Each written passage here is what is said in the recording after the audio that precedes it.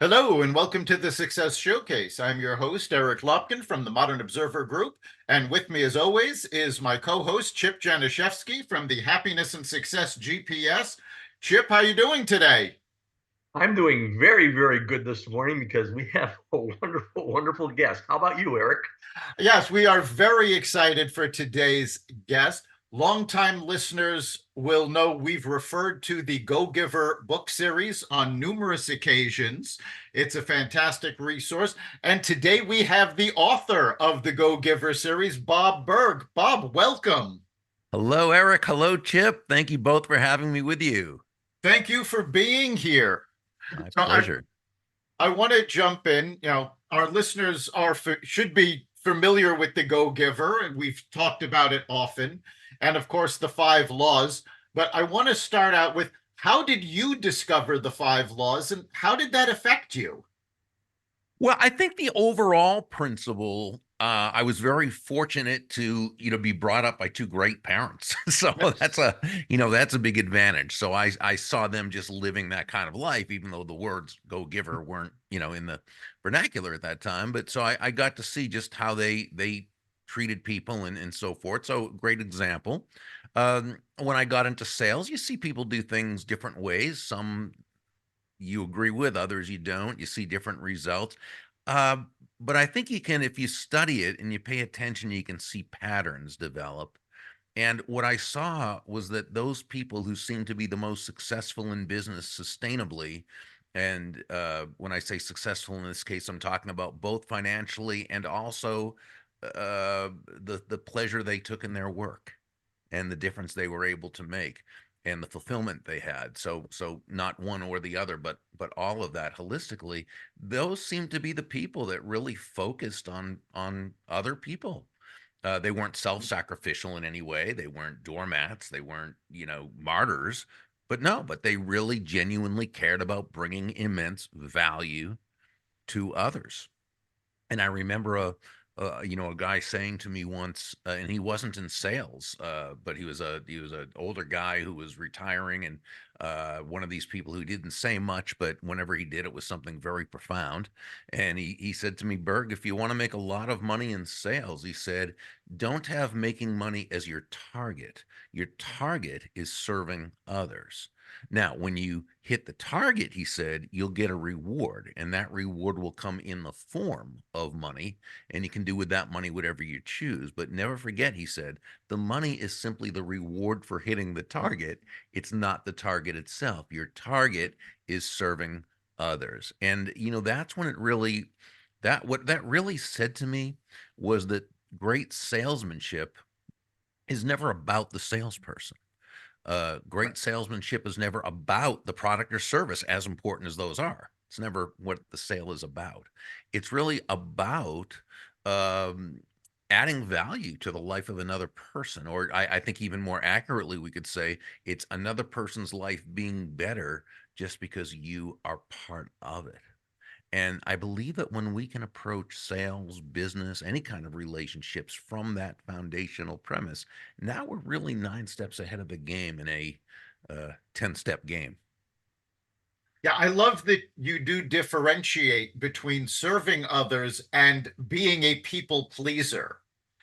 There is a difference in providing value rather than just trying to make someone else happy at the expense of yourself. Right. Yeah. There's nothing about being a go giver that is congruent in any way with being a victim. Right. Exactly.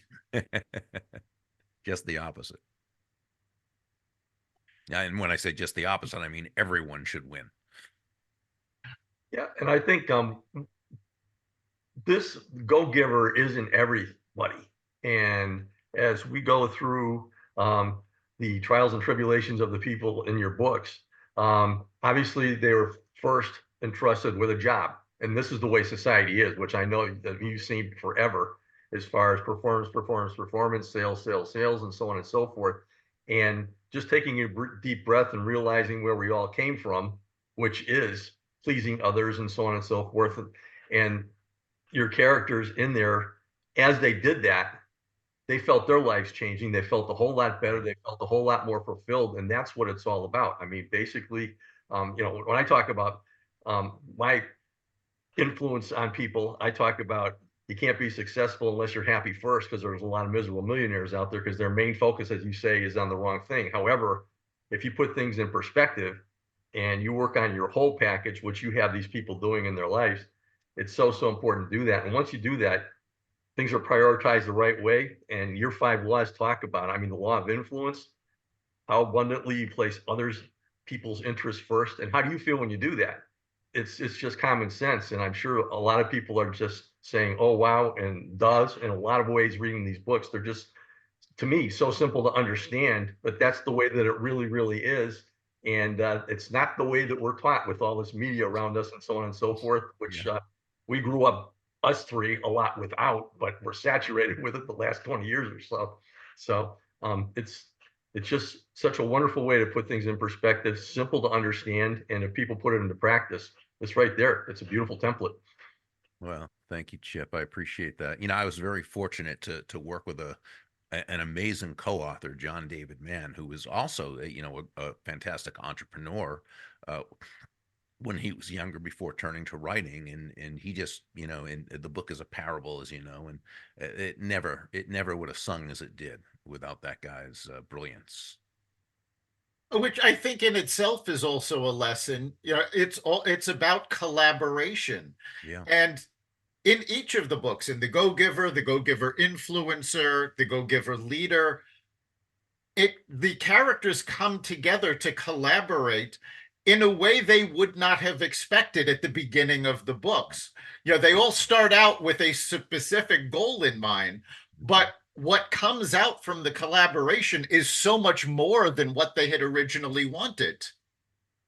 Yeah, that's a great point, because it was really with the characters at the beginning of the story, the proteges, because each story had one Right. well, actually the last story had two Two, proteges. yes. But yeah. But yeah, it was all about, they had a certain goal that they wanted to get. And it wasn't that they were bad people in any way. They were all very well-intentioned people. They just didn't recognize the importance that, if you are going to attain certain results, it's got to be because you have pleased the marketplace, because you have brought something to them. One of the things I used to say when I spoke at the big sales conferences was, I'd begin by saying, nobody's going to buy from you because you have a quota to meet. They're not going to buy from you because you need the money, and they're not even going to buy from you just because you're a nice person. They're going to buy from you because they believe that they will be better off by doing so than by not doing so. And in the basically free market economy in which we operate, and when I say free market, I simply mean no one is forced to do business with anyone else. So, and of course that doesn't hold true with everything, but most of us, no one's forced to buy from us. So we have to look at ways to collaborate, and whether it's with other people in partnership or collaborating with the prospect, customer, client, in order to work effectively in helping them get what they want, which is what it's all about, right? Yes. It's all collaboration. Yeah, and a lot of what you talk about in the books, you give very simple examples. In the Go-Giver, as Joe is trying to use, I believe it was the second law, he gives coffee to his coworkers as just a simple gesture, and that actually struck me a lot, because at one point, years before I ever read the books, I had been the editor at a weekly newspaper, and one morning we were having a conversation about where you could get the best milkshakes. And we had decided there was a diner down the road that actually had some of the best milkshakes in the state. And so I went out and I bought everybody milkshakes. They didn't know I was going to do this. But when I saw Joe doing this as an example of the second law, it's like, wow, maybe I really did get this. Yeah, you knew it intuitively. Exactly. So I love the fact that there are these simple steps you can do for each of the 5 laws. And I think we should remind our listeners what those laws are. So, Bob, can you take us through them? Yeah, so the five laws themselves are the laws of value, compensation, influence, authenticity, and receptivity.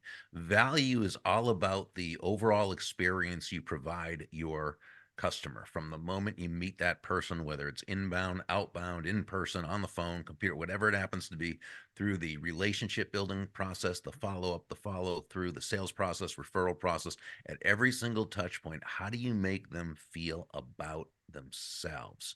And as a result, about the situation and about you.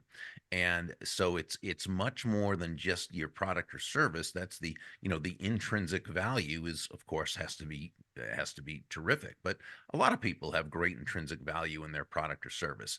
What distinguishes you in the marketplace is that extrinsic value. In other words, the experience itself. What do you bring to the table over and above the inherent or intrinsic value of your product or service? And what, because remember, they're buying you before they're buying your product. They're buying you before they're buying your company. But what separates you, what distinguishes you from your competition, who basically sell pretty much the same thing? I mean, technology has leveled off the playing field. Most products and services work, they work pretty well. So if you're not able to distinguish yourself, or let's put it this way, if your prospective customer cannot distinguish between any two products, services, salespeople, companies, what have you, it's always going to come down to who has the lowest price. And unless your last name is Walmart or Amazon.com, trying to sell on low price is not a good idea. It's not a productive way to do business. It's not fulfilling. It's not profitable, and it's certainly not sustainable. So you've got to be able to be that additional value. How? Well, the good news is there are dozens, if not hundreds, of ways to communicate that additional value. They tend to come down to five, though. Five what we call elements of value. And those elements of value are excellence, consistency, attention, empathy, and appreciation. And to the degree you can communicate those again at every single touch point, that's the degree you take price and your competition out of the picture. So that's basically the law of value in a nutshell. Law number two is the law of compensation, which says your income is determined by how many people you serve and how well you serve them. So it's not just a matter of the great value, it's how many people's lives you touch with that value. That's where Joe and you with the milkshakes went around and you touched a lot of lives. Again, it was just an exercise for doing that, but the point is very clear, I think, and that is that when you're able to leverage your value and touch the lives, impact the lives of a lot of people, you're going to earn a lot more income than if you're just providing that value to a limited amount of people. So scalability is very important. That's why we're big believers in referral based business. And so that's law two. And law three is the law of influence. Your influence is determined by how abundantly you place other people's interests first. Again, not in a martyrish type of way. It simply as Joe, the protege in the story, learned from several of the mentors, the golden rule of business, of sales, is simply that all things being equal, people will do business with and refer business to those people they know, like, and trust. And there's no faster, more powerful, or more effective way to elicit those feelings toward you in others than by genuinely moving from that I focus or me focus to that other focus, looking to, as Sam, one of the mentors, advised Joe, make your win all about the other person's win. Law number four, the law of authenticity, says the most valuable gift you have to offer is yourself. In this part of the story, Deborah, one of the mentors, she shared that all the skills in the world, the sales skills, technical skills, people skills, as important as they are, and they are all indeed very, very important, they're also all for naught if you don't come at it from your true, authentic core.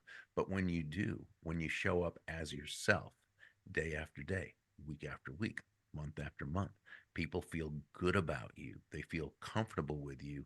They feel safe with you. And why wouldn't they? They know who they're getting. And this is a very important element of human nature. We want so much to be able to make sense of our world. And this in a Yes, we world do. that often doesn't make sense. So when we know what to expect from a person, that inspires trust. Very difficult to maintain trust when you're not being consistent, and consistency is a big part of authenticity. Uh, and just the word authenticity, which I think has been hijacked a bit in the information age, the age of social media, to mean no boundaries, just say, do whatever you want, and it's okay because it's authentic. And well, I mean, I disagree with that. I think really when it comes down to it, authenticity simply means acting congruently with your values. And if we're doing that, I think we're on the right track. And then the fifth law, the law of receptivity, simply says the key to effective giving is to stay open to receiving. This means nothing more than understanding that, yeah, you breathe out, you also have to breathe in. It's not one or the other, it's both. You breathe out carbon dioxide, you breathe in oxygen. You breathe out, which is giving, you breathe in, which is receiving. Despite the many negative lack messages, the anti prosperity messages we get from the world around us, the fact is, giving and receiving are not opposite concepts. They're simply two sides of the very same coin. They work in tandem. The key is that the focus is on the giving. The result is the receiving. It's why John David Mann and I say that money is simply an echo of value. So the key is when you're focused on the giving and touching the lives of many, placing their interests first, coming at it authentically, what you've done is you've created what we call that benevolent context for your success. And now you've got to be able to allow yourself to receive willingly and with gratitude. Yeah, that's fantastic. And, I do know a lot of folks that even after reading the books, they have a problem with that fifth law. It's like we're programmed almost from birth to, Yeah. yes, it's better to give than receive. And but the fact of the matter is, as you just said, it's two sides of the same coin, and you can't really do one without the other. That's true. And actually, even in the Christian scriptures where people will quote the better to give and receive it, it doesn't actually say that. The word makaros, which was used in that case, and John David Mann, who's a scholar, he explained this to me, actually means blessed. It's more blessed to give than to receive. What does that really mean? It means if you focus on the giving, you're blessed and you're going to receive. So even that is something that's taken out of context, like most things. And look how many people have kind of sabotaged their own success and receptivity, thinking that it's kind of a sin to receive, right? As opposed to, so it's all different ways. It's the all about the unconscious beliefs that we take in and Yes. receive before we're ever old enough or knowledgeable enough to be able to question premises and so forth.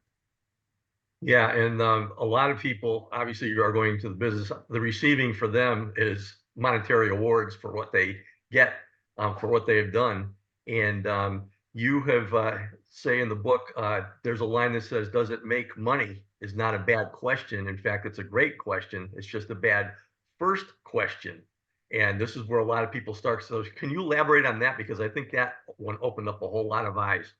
Yeah, yeah, great question. Thank you for bringing it up. And so this was a conversation where Pindar had offered Joe some of Rachel's coffee for the first time, and he tasted it, and it was so delicious. He said, and he mentioned it, and Pindar said, "Yeah, and one day, Rachel will share this coffee with the world."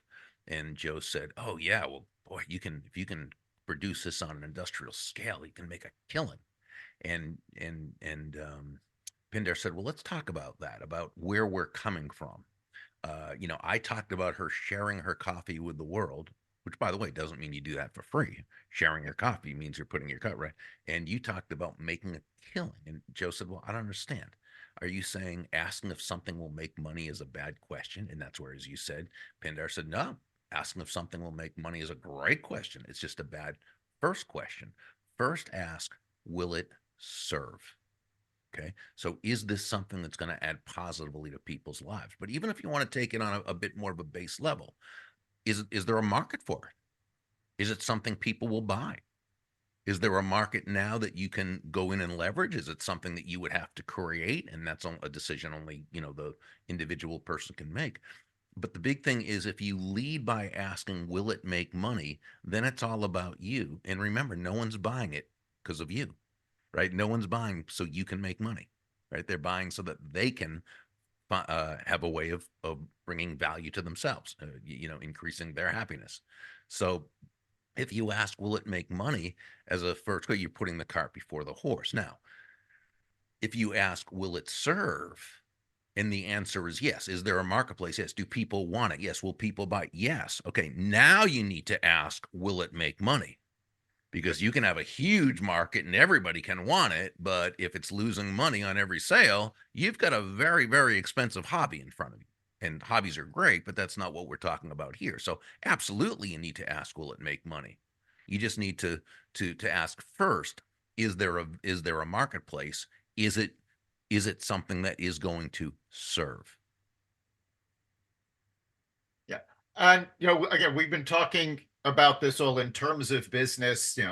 These are business books, but it goes beyond that because in The Go Giver, Joe and Rachel end up starting a foundation. In The Go Giver Influencer, you see Aunt Elle working in her nonprofit. And I think that really showcases the power of all of this, not just for sales, but in people's lives as a whole. Yeah, and it is a business book, and the people in the story have very successful for-profit businesses. Um, and at the same time, they also like to have businesses that don't have to make a profit as much as add value in other ways to the world. So it's not a matter of you're either making a lot of money or you're doing good. No, first, the only way that you can make a lot of money, assuming your product is legal, ethical, and moral, is by adding value to the world. But you can also add value to others in ways that are not necessarily for profit, but other ways that you choose to do so that are congruent with your values. It might be mentoring others. It could be sponsoring a little league team. It could be doing, whatever it is that you choose to do that makes you feel good about yourself. Again, it's congruent with your values and adds to the life of others is always a wonderful thing. Yeah, I love the fact that you just said, what makes you feel good, because you do get the feeling at the end of these books that these characters aren't just making more money, which of course, they do want to do, but they're also more fulfilled. Yeah. Yeah. I mean, I think that is part of the point John and I wanted to make because, when it comes to success, there's success in many areas. There's financial, physical, spiritual, mental, emotional, social, relational, and I don't know, probably a dozen other Yeah. ways.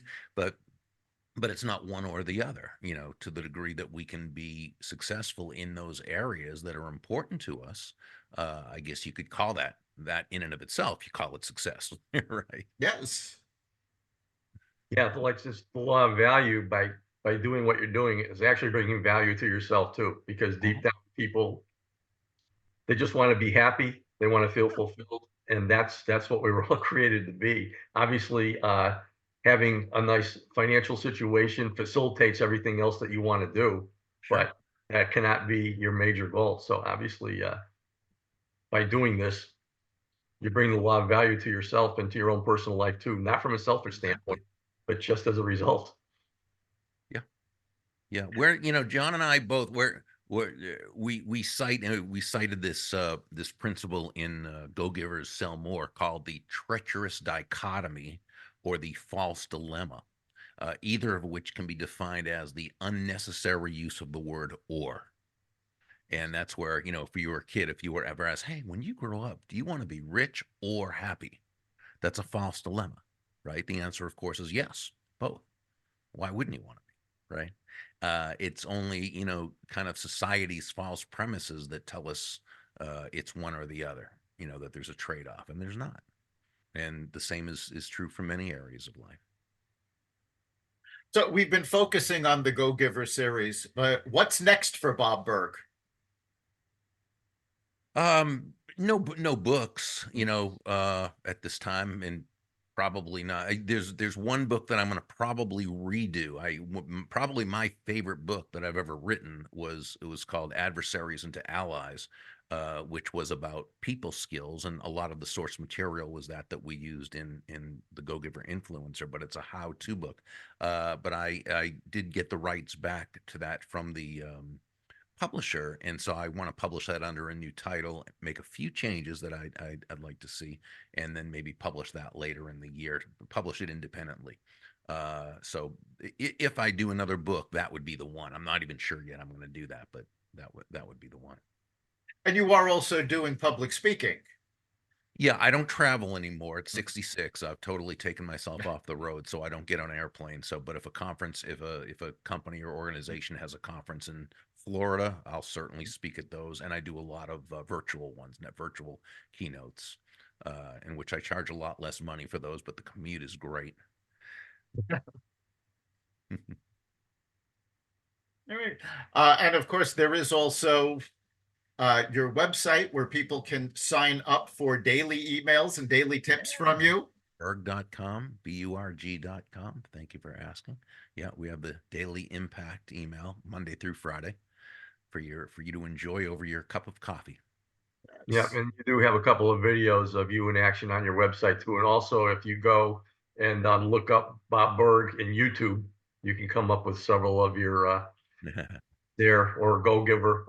It's you're in a lot of places. So thanks to the media for that. Yeah. Yeah, it's a lot of fun. And as long as I'm still having fun with it, I will keep doing it. So I don't see myself stopping anytime soon. And again, that's so important. It's more than just creating money. You're creating value and you're enjoying yourself. And that's so important. Thank you. And we are coming up on the end of our time. So, Bob, is there anything else you'd like to leave our listeners with? I just want to wish everybody the very best of success, and I'm rooting for you. And thank you both for having me on with you. Thank you. Chip, what do you think is the big takeaway for our listeners this week? Wow, so simple yet so wonderful. I love the law of influence, and basically that begins just with listening.